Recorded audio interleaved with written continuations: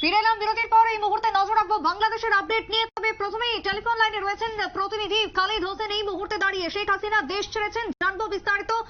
খালিদ, এই মুহূর্তে বাংলাদেশ ছেড়েছেন প্রধানমন্ত্রী শেখ হাসিনা, কি পরিস্থিতি এই মুহূর্তে দাঁড়িয়ে?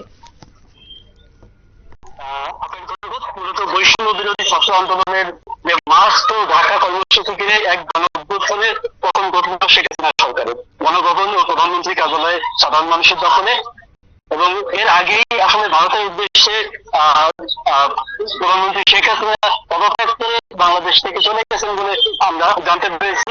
কিছুক্ষণের মধ্যেই জাতির উদ্দেশ্যে বাংলাদেশ সেনাপ্রধান ভাষণ দেবেন। এই হচ্ছে পরিস্থিতি, এবং সকাল থেকে দেখছি যে বিক্ষোভকারীরা ঢাকামুখী ছিল, এবং ঢাকায় সারা দেশ থেকে লক্ষ লক্ষ মানুষ বিভিন্ন প্রবেশ দ্বার দিয়ে ঢুকছে, এবং আমরা জানতে পারছি এই মুহূর্তে এখন সেনাপ্রধানের ভাষণকে বাংলাদেশ সেনাবাহিনী প্রধান তিনি ভাষণ দিচ্ছেন। এবং এছাড়া আপনার এই সেনাপ্রধান ভাষণের আগে তিনি রাজনৈতিক দলগুলোর সঙ্গে বৈঠক করছেন। বাংলাদেশের যে সকল রাজনৈতিক দল আছে, প্রধান প্রধান রাজনৈতিক দল আছে, সেই রাজনৈতিক দলগুলোর প্রতিনিধির সঙ্গে বৈঠক করে তিনি এখন গণমাধ্যমে জাতির উদ্দেশ্যে ভাষণ দিচ্ছেন। সেই ভাষণে আসলে বিষয়টি স্পষ্ট হবে। এছাড়া যদি আন্দোলনকারীদের কথা বলে থাকি, সকাল থেকে সারা দেশ থেকে অসংখ্য মানুষ এই আসছিল। গণ আন্দোলনের চাপে পতন ঘটলো হাসিনা সরকারের, কি বক্তব্য এই মুহূর্তে আন্দোলনকারীদের, কি দাবি উঠছে সেখান থেকে? আন্দোলনকারীদের দাবি ছিল একটাই, যে এই মুহূর্তে শেখ হাসিনার পদত্যাগ পতন, এবং সেটা হয়েছে, এবং সেই তাদের যে প্রাপ্তি, তাদের যে অর্জন, এবং এই অর্জন কিন্তু তোদের বিছানা বিষয়ে এই অর্জনটা হয়নি।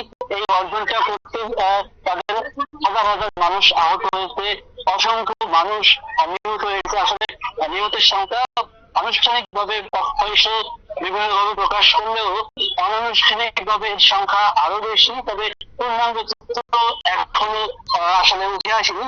তবে সকাল থেকে বিক্ষোভকারীরা তারা বিভিন্ন জায়গায় নিরাপত্তা বাহিনীর বাধার শিকার হয়েছে। আজও ঢাকার প্রবেশ দ্বার যাত্রাবাড়িতে পুলিশের গুলিতে এক আন্দোলনকারী নিহত হয়েছে, বেশ কয়েকজন আহত হয়েছে। সবকিছু খালিদ, বঙ্গবন্ধু জাতির পিতা বাংলাদেশের বঙ্গবন্ধু শেখ মুজিবুর রহমানের যে মূর্তি, সেই মূর্তি পর্যন্ত ভাঙতে দেখা গেছে আজকে আন্দোলনকারীদের। তাহলে কি কোথাও বঙ্গবন্ধুর যে ভাবনা, যে আদর্শ, সেটাকেও আজকে মানছে না বাংলাদেশের মানুষ? অ্যাকচুয়ালি গত 15 বছরে আওয়ামী লীগের শাসন, আওয়ামী লীগের শাসন, বঙ্গবন্ধু যেহেতু আওয়ামী লীগের নেতা ছিলেন এবং আওয়ামী লীগের আদর্শিক নেতা, সেই জায়গা থেকে সরকারের প্রতি যে ক্ষোভ, সরকারের যে প্রতি যে ক্ষোভ, সেই ক্ষোভটা মূলত এই সমস্ত জায়গায় গিয়ে পৌঁছে। খালিদ, আরো একবার জানতে চাইবো যে কি পরিস্থিতি এই মুহূর্তে বাংলাদেশের, নিরাপত্তা কতটা রয়েছে? সেনা প্রধান যারা এই মুহূর্তে দায়িত্ব নিয়েছেন বা অন্তর্বর্তীকালীন সরকার তারা গঠন করতে চলেছেন, কি বক্তব্য উঠে আসছে সেক্ষেত্রে সেনা প্রধানের থেকে? সেনাপ্রধান এখনো বক্তব্য দিচ্ছেন। উনি কি বক্তব্য দিচ্ছেন এখনো আমি জানতে পারিনি। বক্তব্য গণমাধ্যমে চলছে। উনি বক্তব্য দেওয়ার পরে দেখা যাবে আন্দোলনকারীরা, রাজনৈতিক দলগুলো তাদের নিশ্চয়ই তাদের অবস্থান স্পষ্ট করবেন। সেজন্য আমাদের অনেকক্ষণ সময় আমাদের অপেক্ষা করতে হবে। একেবারে তাই। ধন্যবাদ তোমায় খালিদ। আমরা কথা বলছিলাম বাংলাদেশের যে পরিস্থিতি, সেই পরিস্থিতি নিয়ে এই মুহূর্তে খালিদ হোসেন ছিলেন আমাদের সাথে।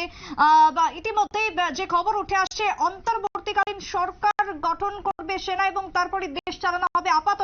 আপাতত অন্তর্বর্তী সরকার, ভাঙচুর বন্ধ করুন, সেনা পুলিশ গুলি চালাবে না, নির্দেশ দিয়েছেন ইতিমধ্যে সেনা প্রধান। আরো একবার দেখাচ্ছি, এবং এই মুহূর্তে এক্সক্লুসিভ সেই ছবি আপনারা দেখতে পাচ্ছেন, যেখানে সেই বিমান, যে বিমানে করে তিনি দেশ ছেড়েছেন, যে কপ্টার, সেই কপ্টারে তিনি ত্রিপুরায় এসেছেন এবং তিনি দিল্লির উদ্দেশ্যে রওনা হয়েছেন। এখনো পর্যন্ত যা সূত্রের খবর উঠে আসছে, তবে বাংলাদেশের অন্তর্বর্তীকালীন সরকার গঠন করবে সেনা, আপাতত দেশ চালাবে প্রধানমন্ত্রী শেখ হাসিনা। তিনি পদত্যাগ করেছেন, ইস্তফা দিয়েছেন, এবং এই মুহূর্তে সেনা প্রধানের যে বক্তব্য উঠে এসেছে বাংলাদেশের জাতির উদ্দেশ্যে, সেই বক্তব্যতে এক প্রকার বলা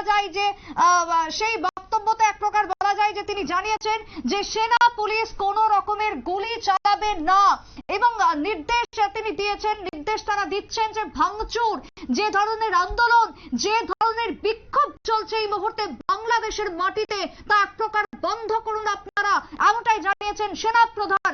আমি সমস্ত দায়িত্ব নিচ্ছি, আপনারা আমাকে সাহায্য করুন, কোট আনকোট বক্তব্য সেনা প্রধানের। আরো একবার জানাচ্ছি সেই বক্তব্য, যেখানে আমি সমস্ত দায়িত্ব নিচ্ছি, আপনারা আমাকে সাহায্য করুন, কোট আনকোট সেনা প্রধান। সংঘাতের মাধ্যমে আর কোনো কিছু পাবো না, কোট আনকোট সেনা প্রধান। আপনারা আশাহত হবেন না। আজ প্রধানমন্ত্রী বাংলাদেশের ইতিমধ্যে শেখ হাসিনা যখন দেশ ছেড়েছেন, তারপরে যখন জাতির উদ্দেশ্যে ভাষণ দিয়েছেন সেনা প্রধান জেনারেল ওয়াকার জর্জ ওমান, তিনি জানিয়েছেন কোট আনকোট তার বক্তব্য এই মুহূর্তে শোনাচ্ছি আপনাদের, আশাহত যাতে কেউ না হন সেই বক্তব্যই তিনি রেখেছেন। রাষ্ট্রপতির সাথে আলোচনা করে অন্তর্বর্তী সরকার গঠন করে দেশ পরিচালনা করব। এই মুহূর্তে আর্মি বা সেনা দেশ পরিচালনা করতে চলেছে বাংলাদেশে। প্রতিটি হত্যার বিচার হবে, সেনা প্রধান ওয়াকার জর্জ ওমান তিনি জানিয়েছেন এবং একই সঙ্গে বাংলাদেশের জনতাকে তিনি বলেছেন হিংসা পরিহার করে সংযত হওয়ার জন্য এবং তারই সাথে শান্তি বজায় রাখার আহ্বান তিনি জানিয়েছেন। জাতির উদ্দেশ্যে ভাষণ দেওয়ার ঠিক আগ মুহূর্তে বাংলাদেশের বিশিষ্টজন, বাংলাদেশের রাজনৈতিক দলের যারা প্রতিনিধি, তাদের সাথে বৈঠক করেন সেনা প্রধান ওয়াকার উজ্জামান এবং সেই বৈঠক থেকে যা যা সিদ্ধান্ত উঠে এসেছে সেই সিদ্ধান্তের কথাই তিনি জানিয়েছেন।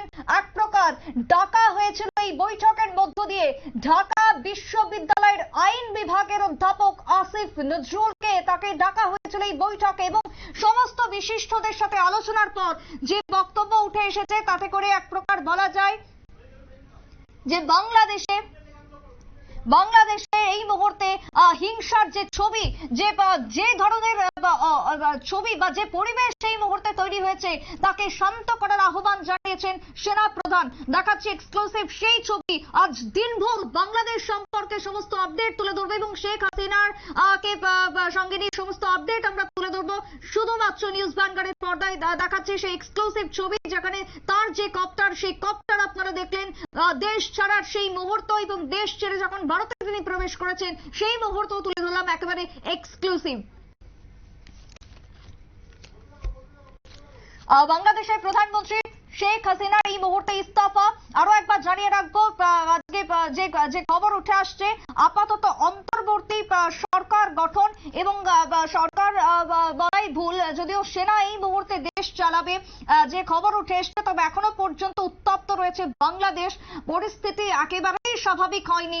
ছাত্র আন্দোলন, আর এই ছাত্র আন্দোলন এক প্রকার বলা যায় যে ইস্যু এবং তাকে নিয়ে এক প্রকার বলা যায় যে পরিস্থিতি হাতের বাইরে চলে গেছে, পরিস্থিতি রীতিমতো হাতের বাইরে এবং নিরাপত্তা নিয়ে সংশয় বোধ করেছেন শেখ হাসিনা, তাই বোন রেহেনাকে নিয়ে তিনি বাংলাদেশ ছেড়েছেন।